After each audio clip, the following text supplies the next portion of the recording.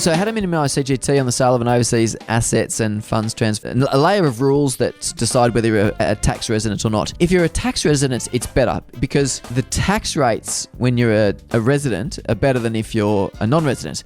So you've got a tax-free threshold of the first 18,200. You don't pay any tax if you're a resident. If you're a non-resident, you pay 34.5% on the first dollar that you earn. So in this scenario, even though you're a missionary, the ideal scenario would be that you're considered a tax resident, a resident for taxation purposes. There is a missionary group that have put out some information about how to manage tax, and a lot of having considered all the rules, a number of missionaries, even though they're spending more than 6 months overseas, which is one of those trigger rules, are being taxed as a non-resident because the money is coming or considered income sourced from Australia. So even though you spent more than 6 months overseas, you still could be considered a resident for taxation purposes.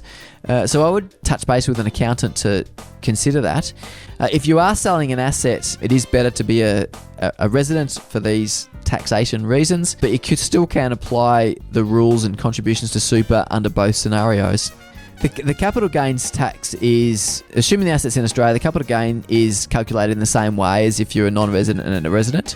It's just what the marginal tax rates are, whether they start from zero or whether they have them, if you're a tax resident, whether you have a tax-free threshold. I'll be regarded as a non-resident being overseas. So you're saying you're a non-resident being overseas for a few years, but just check that with an accountant, ideally one that across missionaries and how they work from an Australian taxation perspective. Is there a minimum period to be away to be regarded as a non-resident?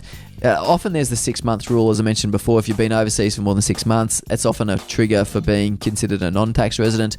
But do touch base with an accountant that's across this.